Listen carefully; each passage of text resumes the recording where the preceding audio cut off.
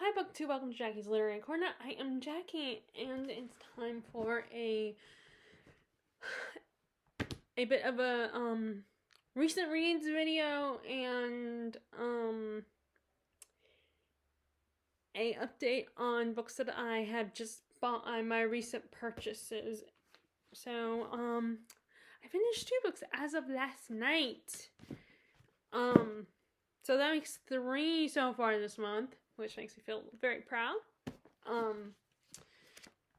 And that is The Bone Ships by R.J. Barker, and my reread of Pride and Prejudice for the Jane Austen July readathon. So first let's talk about The Bone Ships. So this is a seafaring fantasy, although there's not a lot of magic in it. In fact, the first thought that came to my head was Pirates of the Caribbean when reading this. Although, earlier today I was also thinking about the show Black Ships that's on Stars. Which I think is over now. I think it's done. So in this world they have the ships, instead of the ships being made of wood, they are made of the bones of sea dragons. And there's one particular ship, I think it's called the Black Ship or Ship of the Dead, where criminals are sent. And our main character, Jordan Twinner, murdered a young man who, I don't know if he murdered his father, Jordan's father, or banished him or whatever.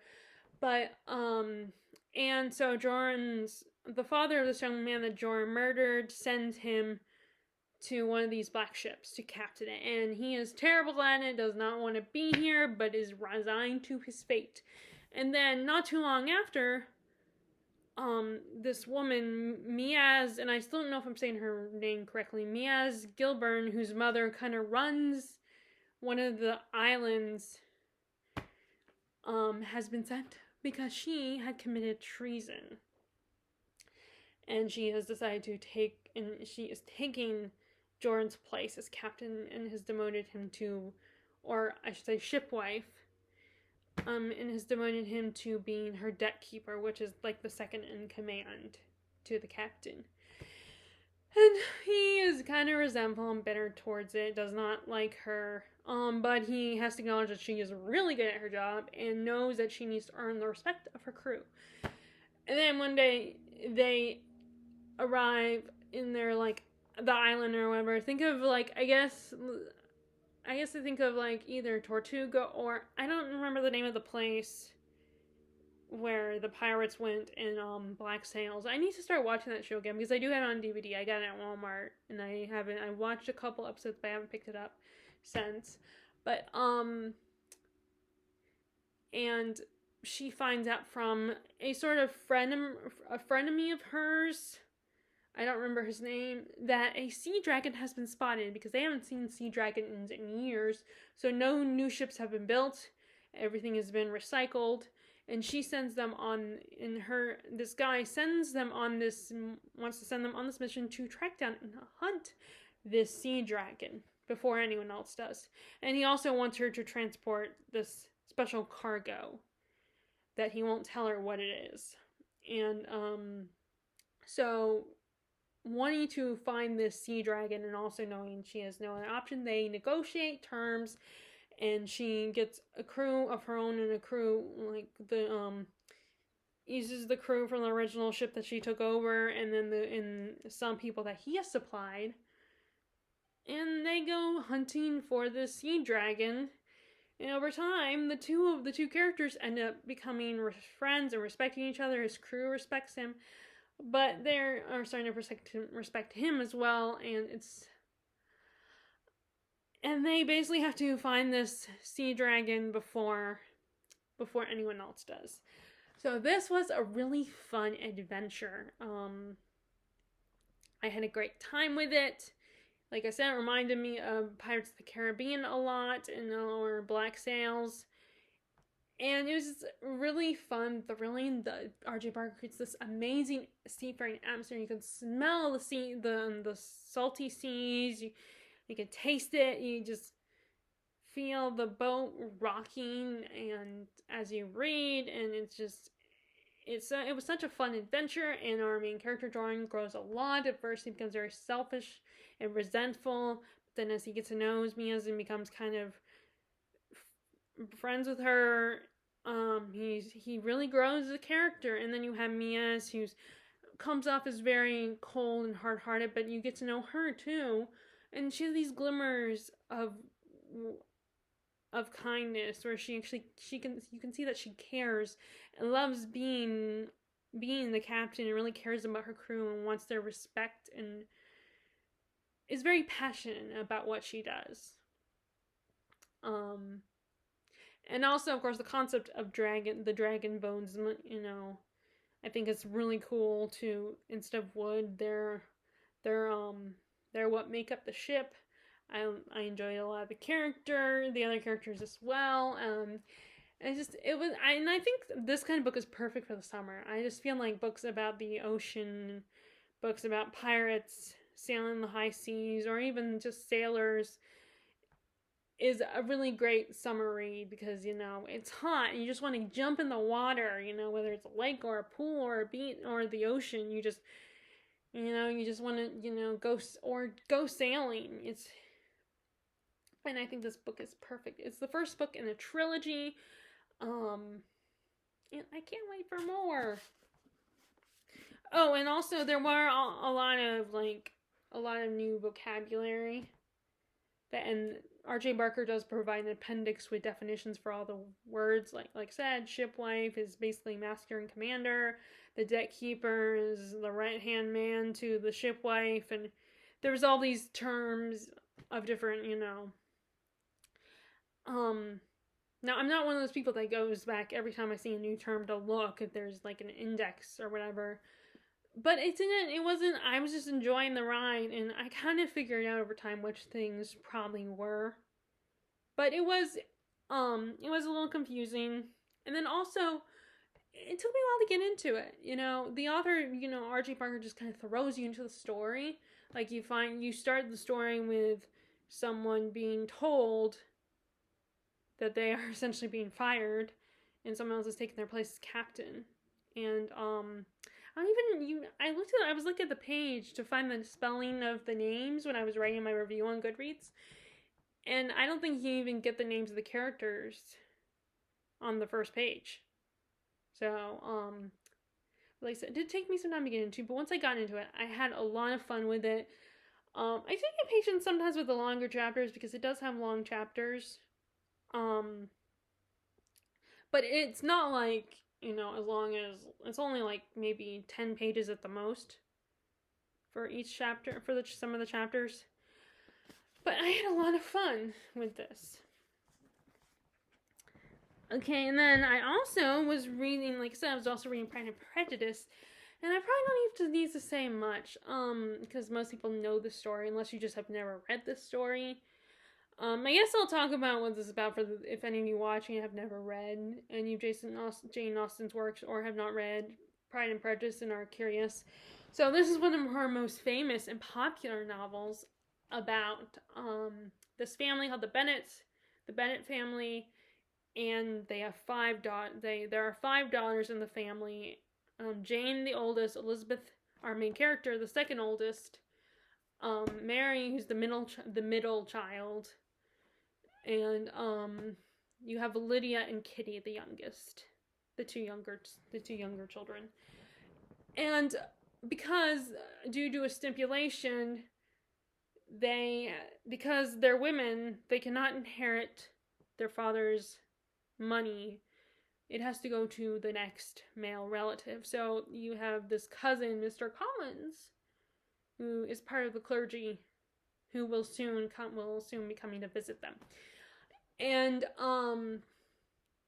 so one day, there is a new family who moves into town, the Bingleys, Charles, Caroline, and Miss Hurst, his other sister, his married sister, are moving into one of the houses, and the girls, and Miss Bennet immediately sees this as an opportunity to get one of her daughters to marry this guy because he's very wealthy.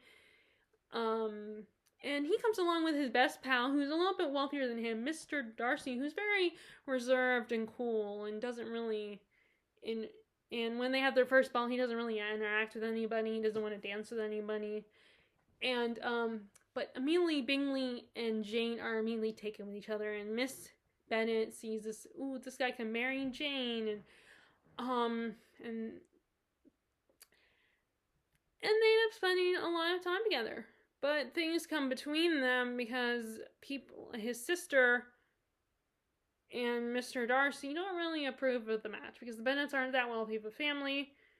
So even though and Bingley ends up leaving with his family and Darcy. And meanwhile, the main romance, which I probably should have told you guys about that first because that is the main story, is the romance between Darcy and Elizabeth. And how at first they don't really like each other. They are very prejudiced and proud. He's considered very proud and she's prejudiced. They just don't like each other. And she is actually told by the son of Darcy's father, Stuart, that Darcy's not a great guy. And she kind of flirts with, and she doesn't have the best opinion of him. And it's just them going back and forth, with various interactions with each other. And, there's just something about Miss Austen's writing style, like, that is comforting and cozy and just inviting. And, her novels are just a delectable treat. They are just delightful reads. You feel safe with them. And actually, and I don't know how accurate this is, but I know in the movie Becoming Jane, which is a historical fiction that is about a possible tentative version of her relationship with this young man named Tom Lefroy. But it might not necessarily be accurate. And this is when she's first working on, Pride and Prejudice, and they say Tom Lefroy inspired Darcy in Pride and Prejudice. And there's a line when someone is asking about her work, her novels. And and I don't remember the exact question this person asked her, but, she was like, she basically told him, my characters will have a happy ending. We'll always have a happy end there. And I think that's probably true, because all of her novels end very happy, in my opinion. And I think that's because, she probably wasn't happy herself. I mean, I'm sure she enjoyed her writing and her books touching so many lives and so many people, but, I mean, she wanted to marry, if she was going to get married, it was going to be for love, and, of course, so she never married. And also she couldn't, and back during her time, I think an educated woman writing was frowned upon. It was judged and was looked down upon.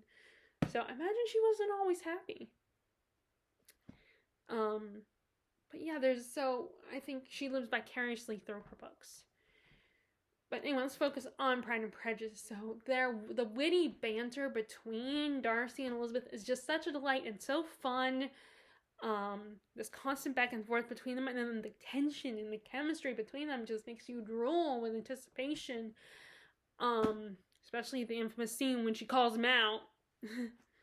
And her family, there's something just about her family that can be a mixture of frustration and also endearing.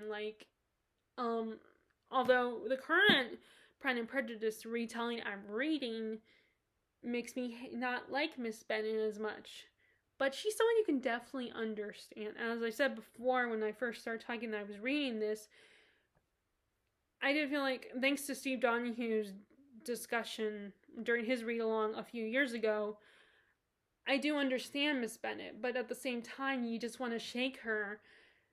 And it's even worse like I said, in the book, the retelling I'm currently reading, which I will show you in a minute. And oh my god, Lydia and Caroline Bingley are just, I hate them. Caroline Bingley is the quintessential mean girl of this time period.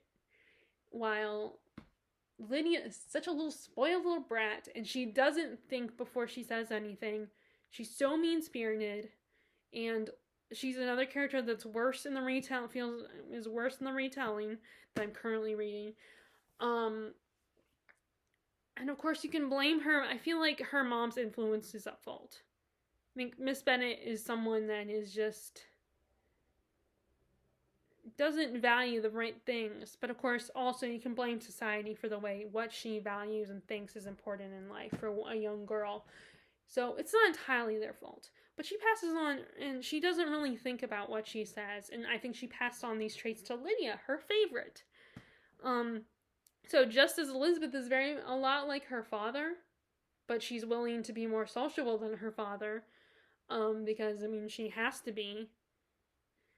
Her father, being a man, is lucky enough that he can, isolate himself, while Elizabeth has to go around interacting with people, going to these balls, interacting with all these different men, and being very communicative and very friendly.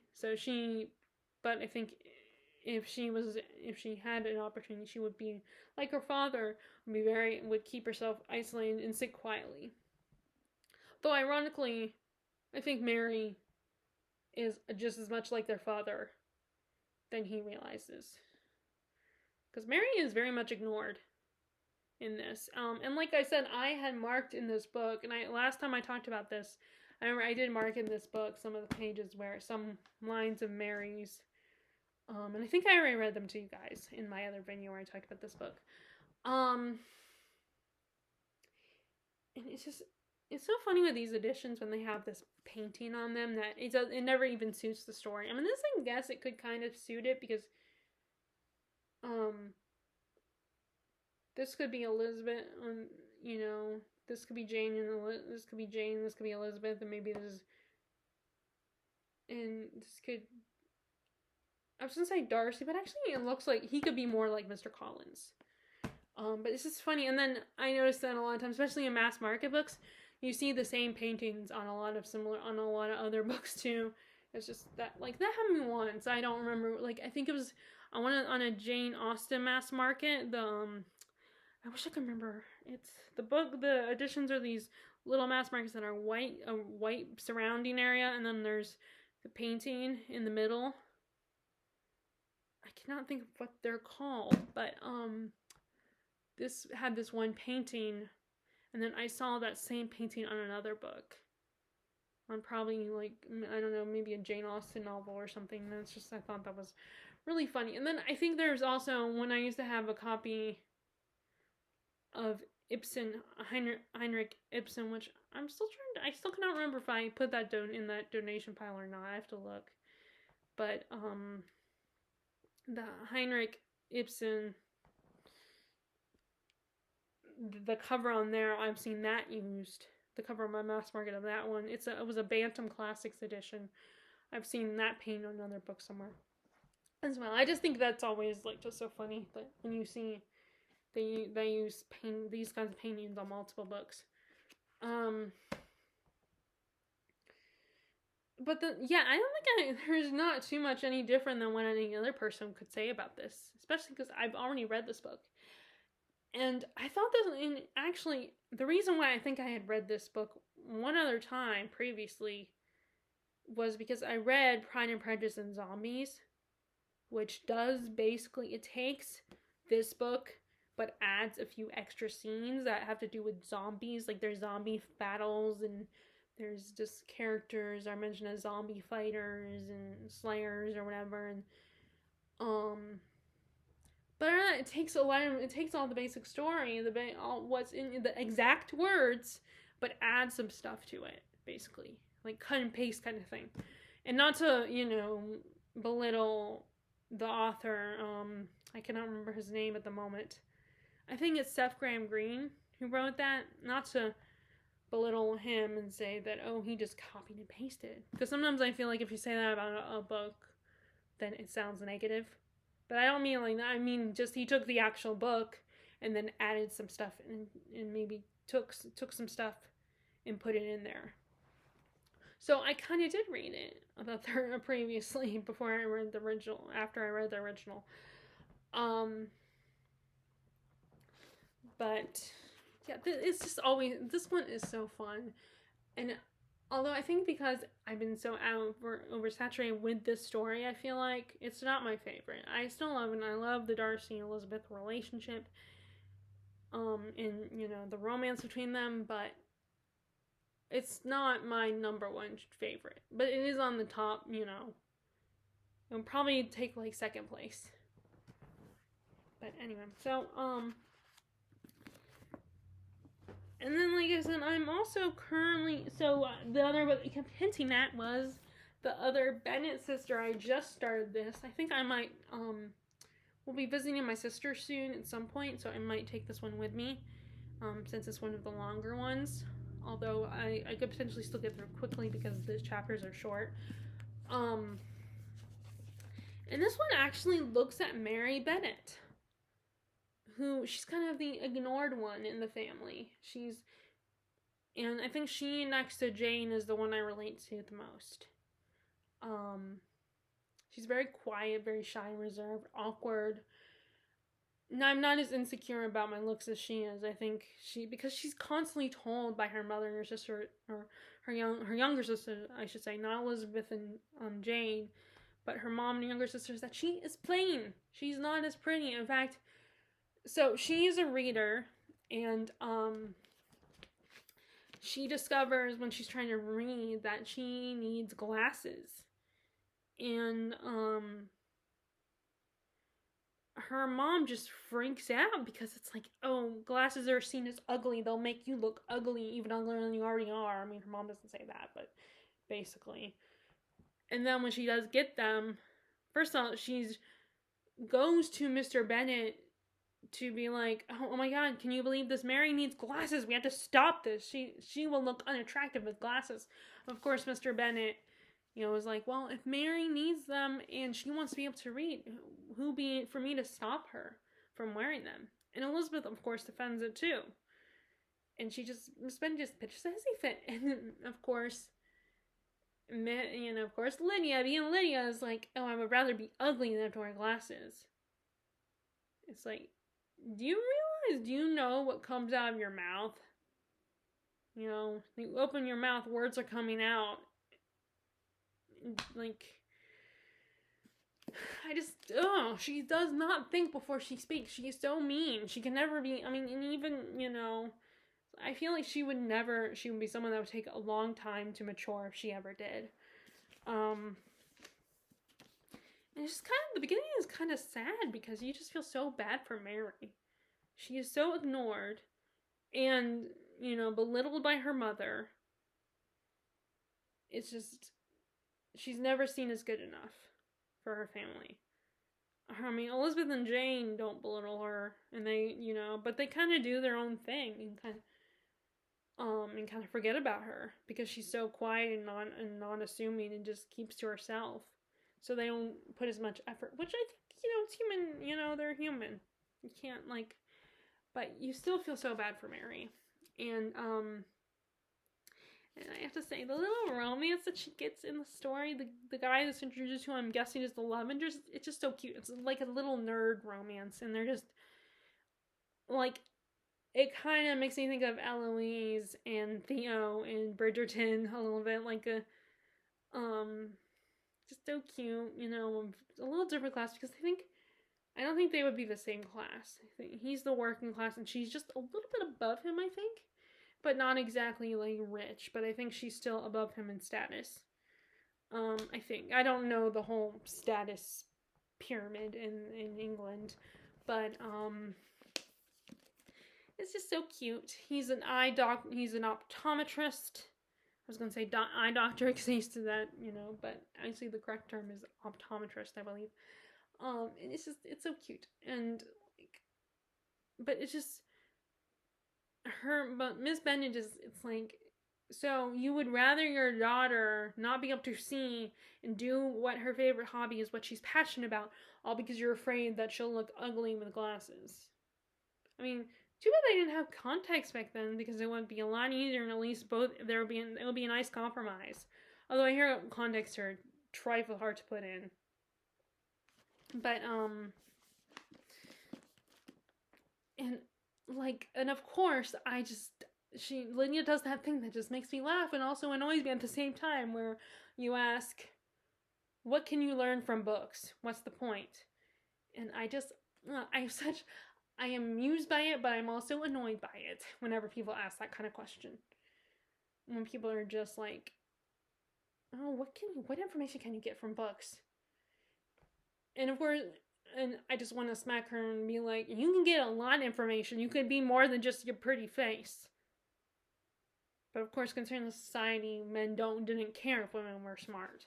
Women had a brain. I mean, some guys did, I'm sure. There are some guys, I'm sure, who cared if a woman had an intelligence. But it does address in the beginning the Bennet's marriage and how Mr. Bennet married Miss Bennet for her beauty. And then he realized he's kind of stuck now with her because they are not equal in intelligence. And he's just like stuck with it, so he finds a compromise and just tries to be like, let her get her way, be like, yes dear, and then be like, as long as you don't bother me when I'm in my study. And of course she will still bother him when she's concerned about something, like Mary needing glasses and her freaking out because she thinks glasses will make her look ugly, which it actually kind of reminds me of the trope that the channel The Take has talked about this a little bit in the whole idea in the video on the makeover, in the pros and cons to the makeover trope, and I think there's other videos that The Take has done where they include the whole idea of people will wear glasses are considered ugly or unattractive, yet all of a sudden they'll take them off and all of a sudden they'll be pretty and glamorous. And also makes me think of how in they always do that in like movies, and they'll do that. They did that for Peter Parker, where granted he got enhanced senses, but still they had it where he didn't have to wear his glasses. All of a sudden he was more noticeable. And also like Superman, just the change of the glasses, like he wears glasses when he's Clark Kent, but then when he takes them off and becomes Superman, all of a sudden he's this mysterious, sexy superhero, and no one will recognize him if he's not wearing, he doesn't wear his glasses. No one will know him. And actually, the show Whose Line Is Anyway, during one of their games, I think it was a scenes from a hat, and I don't know what the thing they had to perform was, the type of scene or whatever, but one of the guys did an impression of, looked like he was wearing glasses, and he pulls them out. Now they recognize me, now they don't. I just always think it's so ridiculous, the whole idea of glasses. Because I think glasses, like, would make you, the only thing is glasses, I think are bothersome for on your nose and stuff. Like, I wore glasses temporarily, and also you have to worry about, like, when you go swimming, you can't wear glasses. You can't wear glasses underwater and stuff like that, and you have to take them off, and of course, if you want to not have to wear them, you have to deal with contacts, and, like, glasses are, just, they can physically be annoying, but I don't think they'll alter your looks that much, unless you're just that shallow of a person.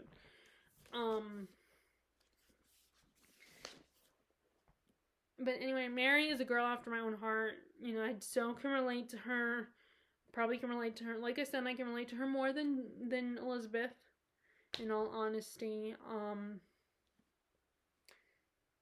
And just, and I just feel so bad for her and how the rest of her family is with her. The rest of her family treats her, how they kind of ignore her, because even her older sisters and her dad kind of just still ignore her and don't give her attention, but they're kinder to her. Like, Elizabeth defends her. Especially with the whole glasses thing. But, yeah, it's so far it's good. It's a little, like I said, I definitely feel bad for Mary. But, yeah, it's fun to read. Okay, I think I'm done talking about this, because sorry, I don't know what else to say. There was something else I wanted to say, but I can't remember what it was. But, so now let's talk about let's get to the book haul. Oh, first I don't know if I'm gonna read, if I'm gonna go focus on Northanger Abbey, because it is a Jane Austen book I haven't got to, or if the nonfiction, Jane Austen, Her Life and Letters. I might read this as the last thing I read,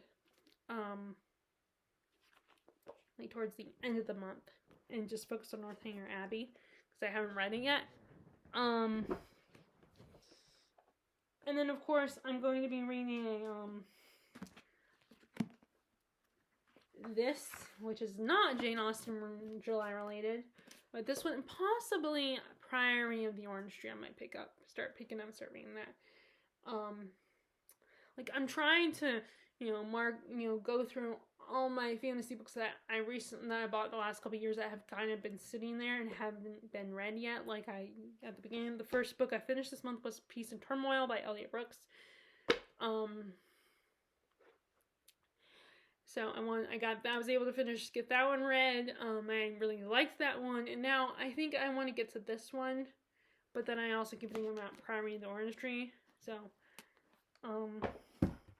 and that's a long one, so I need to. But so is this one. So I think I might read this one next, Northanger Abbey, and it's not as long of a book as Pride and Prejudice. So,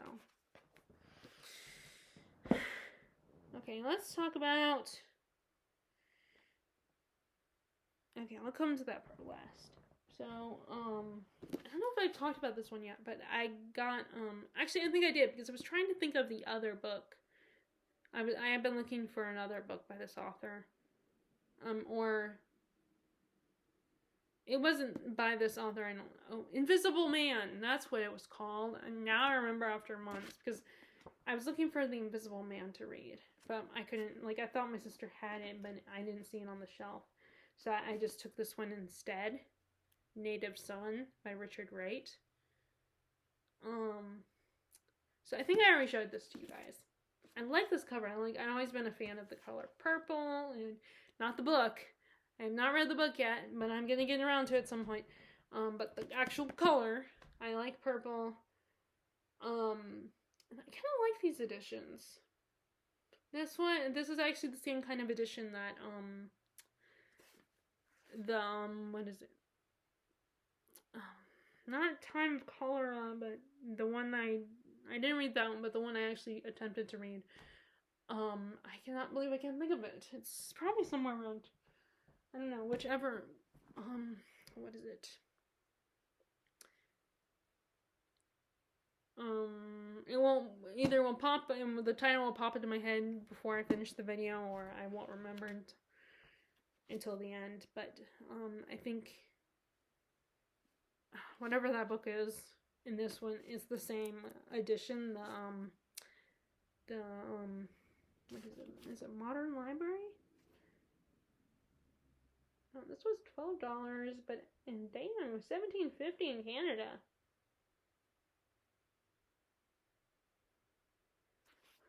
Well, it was only $12 in the U.S., but it was $17.50 in Canada. Wow.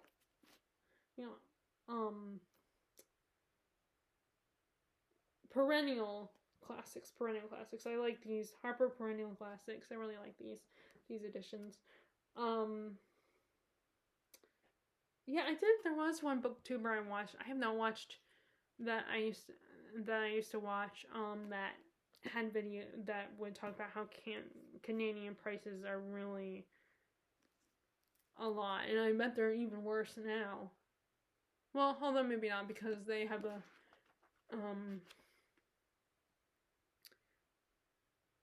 their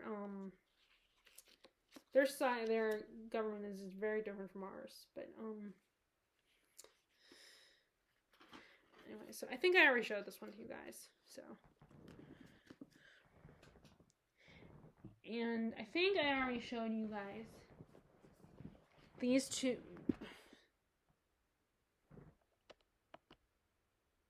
Sorry about that. Let's see. I don't know. Whenever my screen disappears, I don't know what you guys see if I disappear too. But I think I already showed you guys these as well. So, yeah, because I couldn't pronounce the guy's name. Democracy in America, 2 essays. And obviously I read some of it already. I'm on chapter 3, The Social Conditions of the Anglo-Americans. So I read that, and then did I read, and this is what the other thing I was trying to think of when I was still talking about the other Bennett sister, is for some reason the other Bennett sister, Mary Bennett, kind of inspired me to read this. And I think it's because you see characters like Mary Bennett and they become interested and passionate about reading, and they just want to read everything. While we readers have our favorites and when we read certain things. But like readers that they don't have the privilege of getting access to all sorts of books, and they don't have a lot of books, as much as a lot of us today, a lot of us are lucky and fortunate to have a lot of access to books, whether we own them or we'll have the library or something. Those people that are not as privileged, they will devour and read everything, even if it's like an academic subject, because not everybody wants to read, not everybody wants to read nonfiction, sadly, and sometimes not everybody's into this, and if they read nonfiction, they have their subject preferences. But it's like characters like Mary just appreciate books, just books in general, and they want to read everything. It doesn't matter what it is. And the only way they'll decide what type of books they don't like is if they read it. While what I'll do is just go on Goodreads and look at the reviews. And she can't do that. Mary cannot do that. So she devours everything. She was reading some books by her mom that are romances and have happy endings. And she was like, she had to just read them, try them out to see if she was interested. Like, actually, she read them, some of them. And she was like, nope, not for me. Which then there's another funny thing in the book where during the conversation about the glasses that she, being told that Mary needs them, and her mom being like, no, I am not allowing my daughter to wear glasses, and because they make her look ugly, and Elizabeth coming to Mary and her father's defense is like, well, Mom, you're not really a reader. You don't read as much as Mary does. Mary probably needs them. And her mom's like, how can you say that? I read, these beautiful romances and stuff like that. Which, yeah, that counts as, she's a reader. But she doesn't read as much and doesn't care as much. I feel like she reads, I'm not saying that she's not a reader. She obviously reads. But she only reads those, one category of, these one books. And even then, she doesn't read that much. And she focuses more on other things. Which there are, my mom has only read certain things when she has time. And the same thing with my dad. He doesn't read everything. And, I try not to be a little too snobby about it, because I will try anything. I won't try anything, but read a lot more, in a sense. So, yeah, so to be fair, her mom is technically, she's not wrong. She's a reader. But I imagine Elizabeth and her father and Mary don't take, would not take Mrs. Bennet's reading as seriously. Because, Mary says she finds those books silly. So, but to be fair to her, she is a reader. And I just thought that was kind of funny, that little bit. But yeah, I just want to pick this up. And I feel like I should attempt it sooner rather than later, because then, which I know the perfect bookmark I'll use for this. I can find it.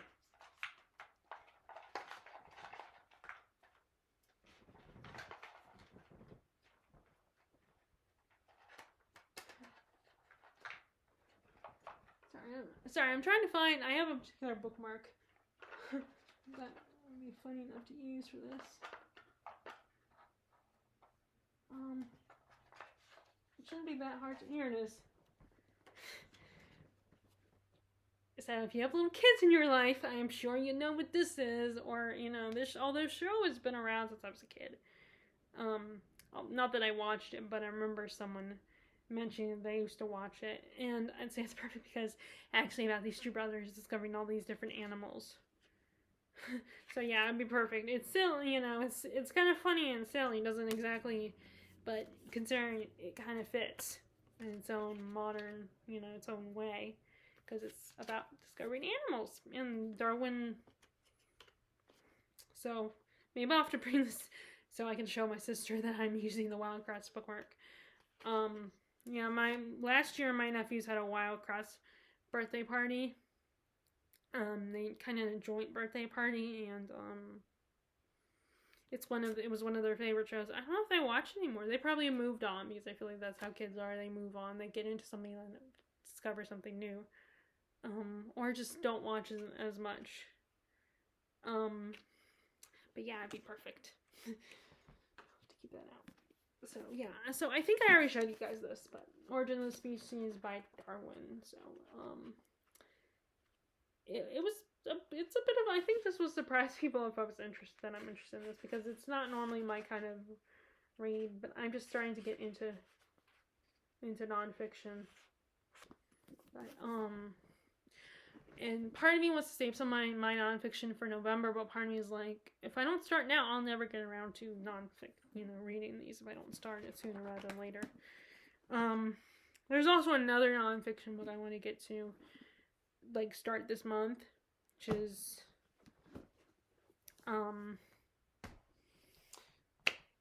the decline and fall of the Roman Empire, or the history of the decline and fall of the Roman Empire.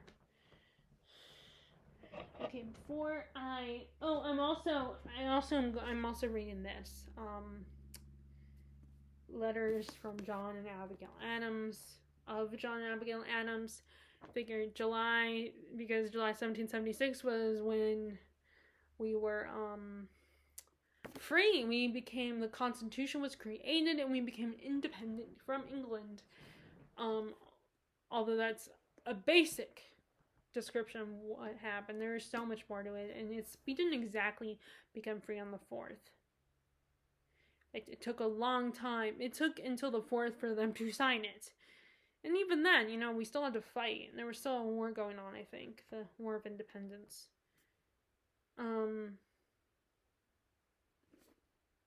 But yeah, this is the letters between John and Abigail during those years he was away and trying to, get our country's independence. And there's all these letters. And what I like about the relationship is he doesn't condescend to her. He tells her, he's asking what's going on, he explains everything. And he doesn't see her as a dumb, ignorant woman. He respects her too much and knows that she's a lot smarter than, just because she's a woman doesn't mean she's stupid. And, there's this respect between the two of them that is really sweet and endearing that I really like. But it's kind of fun. It's very personal to get these letters between the two of them. And I really like that. So I'm reading this on and off. And, okay, and then, so let's get to the books I recently purchased. Other than this first. So, like I said, I've been kind of a nonfiction kick lately. I couldn't find anything in the fiction at the roast office. So, surprise, I decided to go into the vault, which is where the history books are and the nonfiction books are. And I got 2 history books that are huge and are really old looking. First, we have this biography on is there something? On Benjamin Franklin. On Ben Franklin, who is a cheeky boy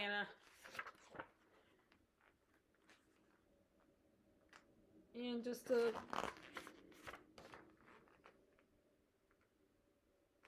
cheeky boy and a naughty boy. So there's pictures in here. That's cool. I love it when they include pictures. He's the inventor of the stove. And I'm sure you guys, when you hear about Ben Franklin, you think of the kite and the key and everything.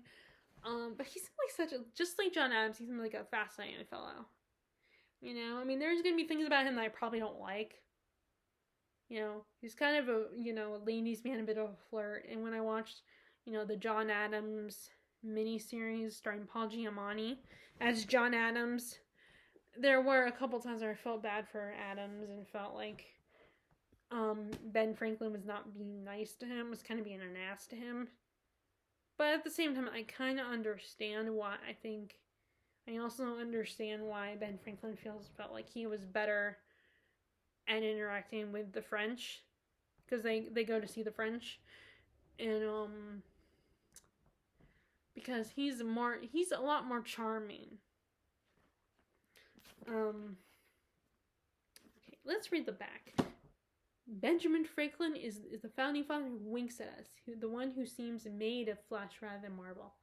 In this authoritative and engrossing full-scale biography, Walter Isaacson shows how the most fascinating of America's founders helped define our national character in a sweeping narrative that follows Franklin's life from Boston to Philadelphia to London and Paris and back.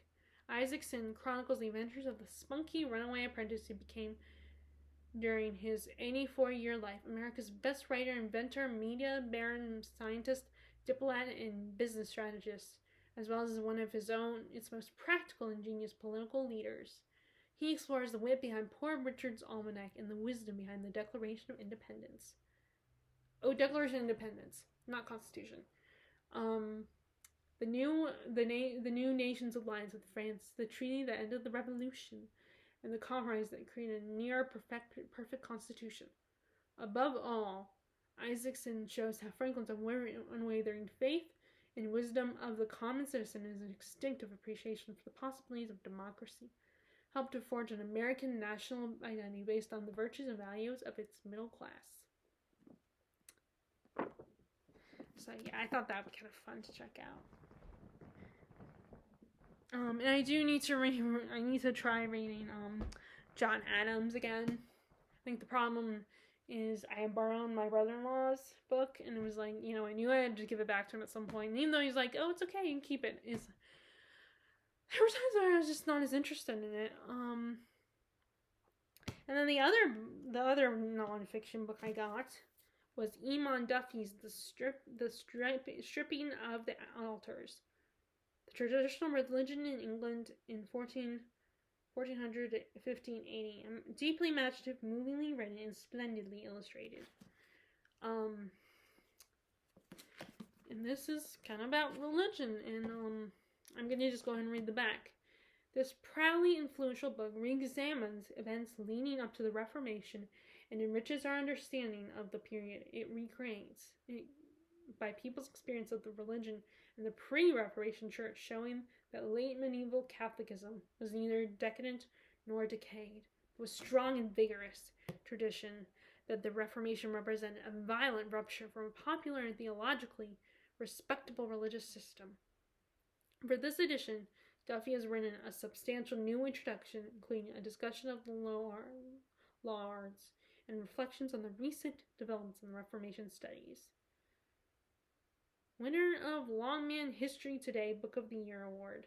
Wow, won an award. Because I've always been fascinated with the church. Especially with their, how religion has such a shaky reputation. Okay, so the last nonfiction the last book I got was it's actually, I'm not sure if it's fiction or nonfiction. So I'm gonna read the back of this, because I didn't get this one in the vault, but the way the description on the back makes you think it might be nonfiction. In books like African Madness in the Rivers Amazon, Alex Shumatov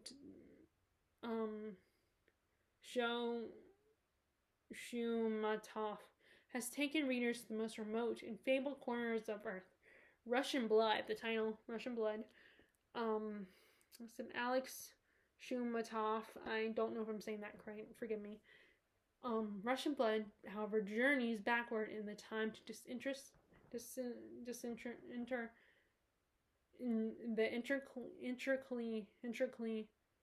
intricately entwined roots of Shumatov's own family to unravel strands of the sentiment and shrewdness, piety and atheism that makes up Russianness. Shumatov traces his origins back to the 15th century. One relative, he notes, traced them further, claiming descent from Jesus Christ and Cleopatra. But history for him is always personal, a process of imaginative entry into the lives of distant incidents. He recreates, as though at first in Czechoslovakian gatherings at the family estate, the obsessive Himalayan odyssey of an uncle who loved rare butterflies, the same uncle's melancholy recognition that the old Russia was about to collapse, and that there was no choice but to leave it. In America, Shumatov explores the ways in which his family adapted to a new country, and the ways in which its members carried Russia with them. Elegant and often moving, illustrated with extraordinary period photographs, Russian Blood is a memoir that says volumes about the nature of all families everywhere. Okay, so yeah, it's nonfiction because it's a memoir. So I actually got all nonfiction from that visit. Okay, now let's get to what I got from Thrift Books. So I of course didn't order at the beginning of July because I skipped June. For Thrift Books orders anyway. And I already got them because, of course, one of the books was from Maryland, and then the other one was from Chicago. It seems like I get a lot of books from Chicago. So I got the one from Maryland first. The Prose Edda by Senori Strullison. About Viking lore. Translation. Over a period of 20 years, Senori Strullison, scholar, courtier, and poet, compiled the Prose Edda, as a textbook for young poets who wish to praise kings. His work surveys the content, style, and meters of traditional Viking poetry and includes a lengthy poem of Snorri's own praising the King of Norway. Ironically, Snorri was killed in his own cellar in Iceland in 1241 on the instigation of the King of Norway as a result of the political intrigue. The Edda contains the most extensive account of Norse myths and legends that has survived from the Middle Ages, as well as the popular stories of Odin winning back the mead of poetic inspiration, and Thor fishing for Midgard serpent. Despite Iceland's Christianity, Snorri shows considerable sympathy for the understanding of his pagan forefathers. He retells the old stories in laconic, ironic, and sometimes elusive, abrupt style, the flavor which his first complete and literal translation to English attempts to preserve. And apparently it is the only edition available with introduction, text summaries, indexes, and chronology of early Icelandic literature. So this, of course, was inspired by Jennifer Brooks, who's a big fan of Viking, and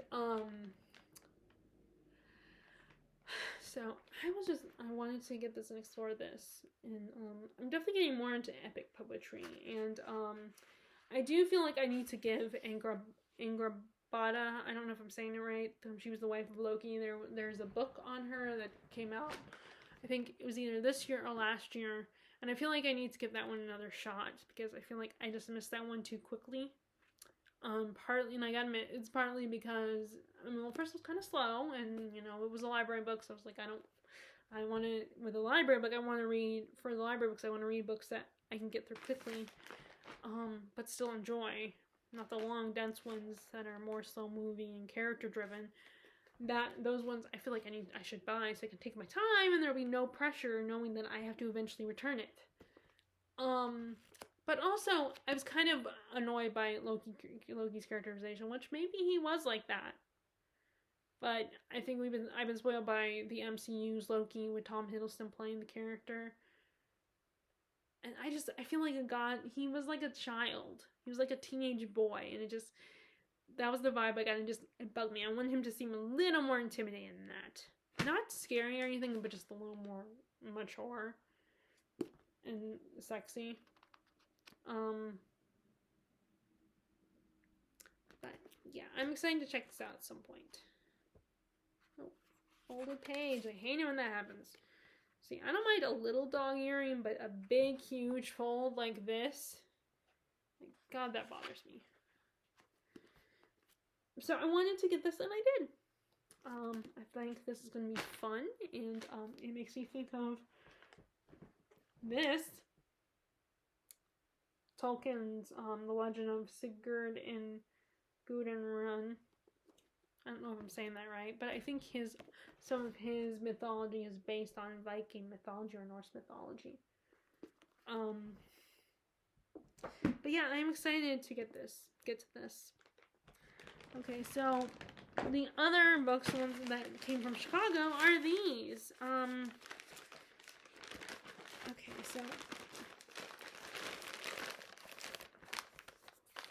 these ones, and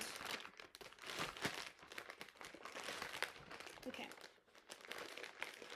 I will be right back. I'm gonna get some scissors.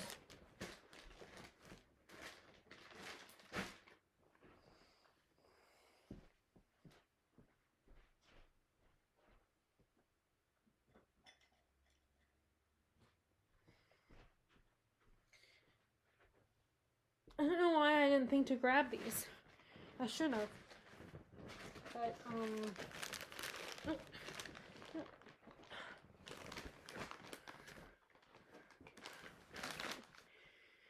see. Let me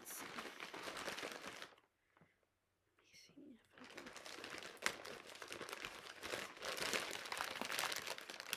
I don't know if I'm gonna actually. I don't know if I'm gonna need these or not. But...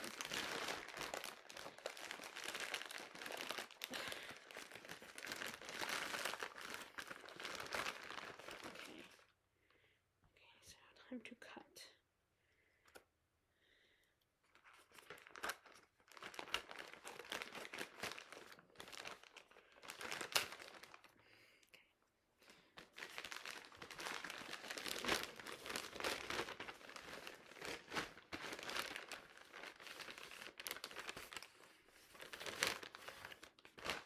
Okay. So first we have another Pride and Prejudice retelling. This is another one that I heard from Jean's Bookish Thoughts. This is Hearthstone, which I think it's a trilogy. The first book I don't know if it's gonna be a trilogy or a series, but this first book is a Pride and Prejudice retelling where our main characters. Oh, it's discarded at the library it came from. So it was a library originally. So I guess that's what they get, library books. That's actually, yeah, because that's not the first time I've got a book from Thrift Books that that was originally a library book. But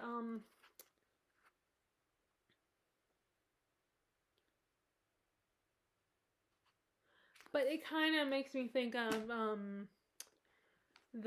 what is it?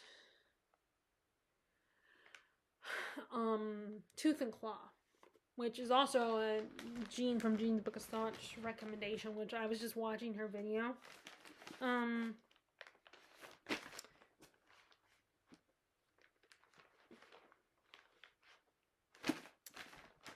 I got distracted. There's actually some little sticky notes in the other book. But yeah, it kind of makes me think, except for that one, the dragons are the main characters.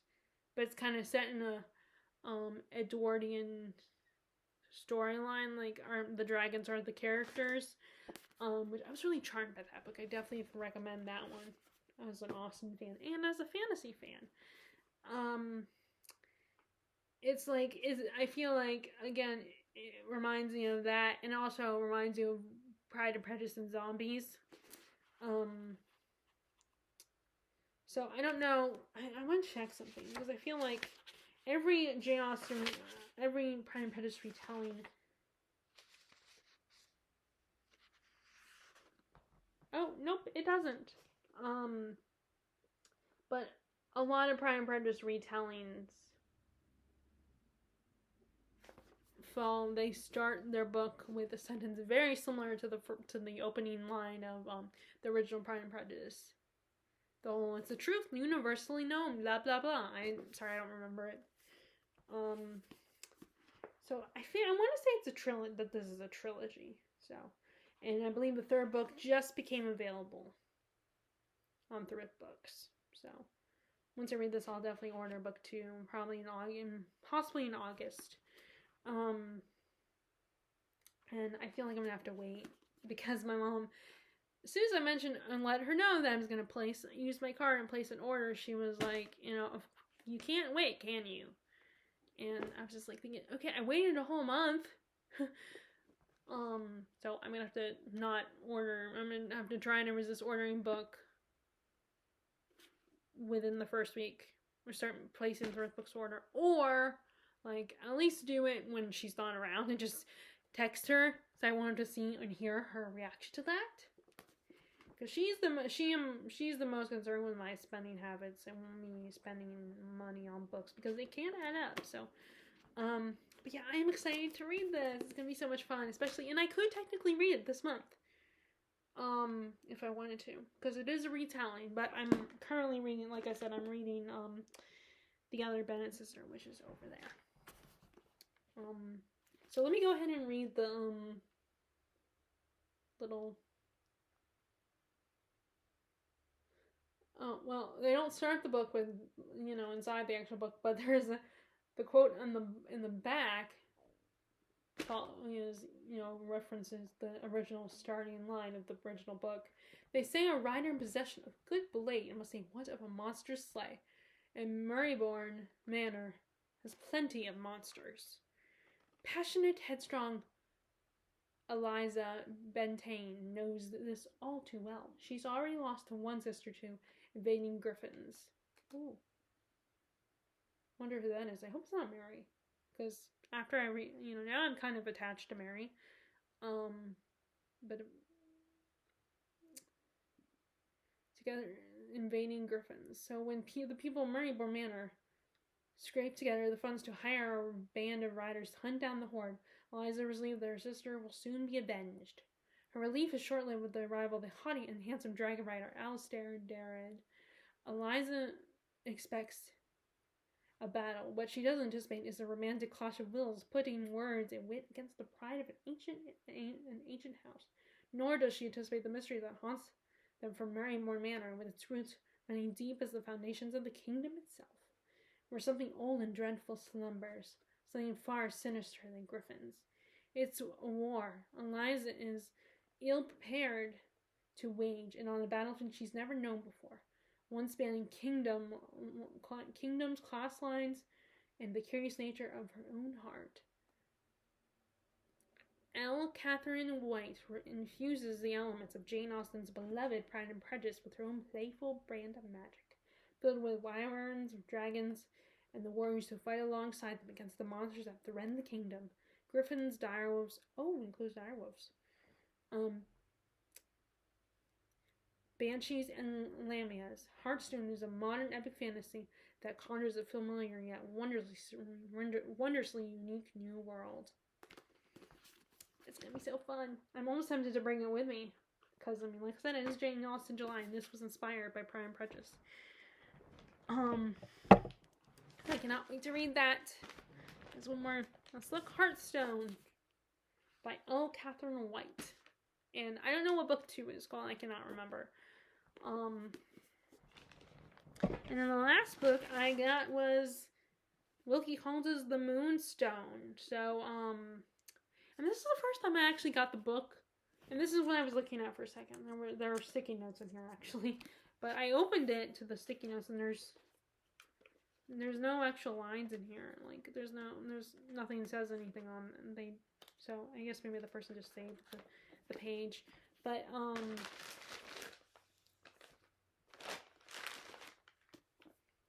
you can tell it's old because look, it has not only the sticky notes, but also look at the blue. Someone probably spilled something. But,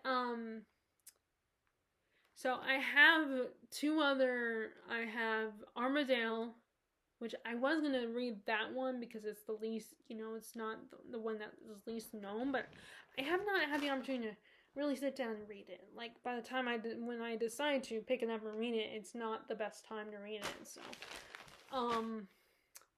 but I have that, and I have, and then I have The Woman in White. I also have that one as well, so, now I wanted to buy this copy of The Moonstone, which this is the first time that I've ever gotten the exact book that was the image. Or, well, actually, no. I think a lot, it's like, it goes back and forth. Sometimes I get the exact one I want, and then other times I don't get the exact copy I want. Like, it doesn't, I don't get the one that's on the screen, that they show on the screen. But this is one of the times where I think this is the one they showed on screen. And I think I've also read on, something, they underlined something. Oh, and look, they have a bookmark in here.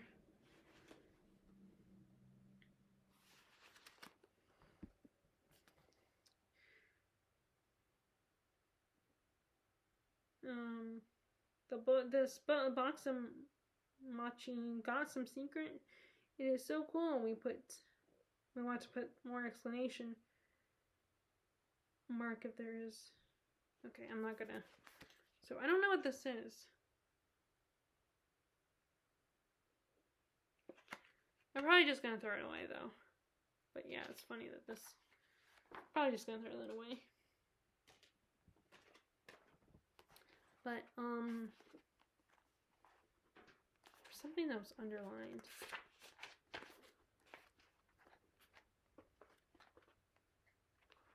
I don't know.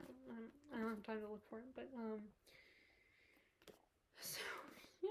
So now I have 3 multi-colors, and I don't know which one I want to start with. Like I said, I attempted to start Armadale, but I'm kind of more intrigued by this one and The Woman in White. But which the one in white I think is a little bit longer. So I'm looking at it. It's a little bit longer than this, but both. Which, yeah, and I have matching editions of The Woman in White matches the edition. This is the same edition as this one. Oh wait, did I?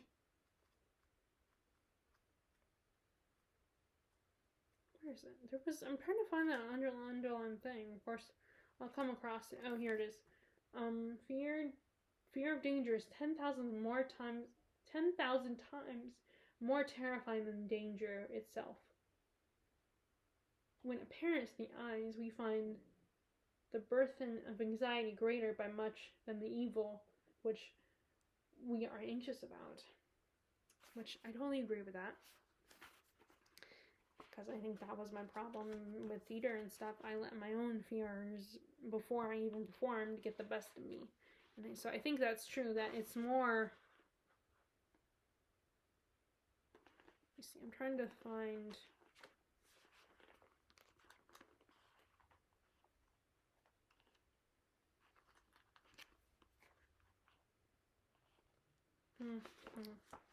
Anyway, I was trying to find, you know, how some of these have the little, but anyway, I totally agree with that. I think we work ourselves up to let it, you know, anticipate. I think it's more scary when you are, I think that's why in a lot of horror movies, the best ones are the ones where you don't actually see the monster at first, because it's like, it makes it more terrifying when you don't see it. This fear of the unknown, and I think it's the same thing when you're anticipating something, like the unknown, not knowing what's going to happen next.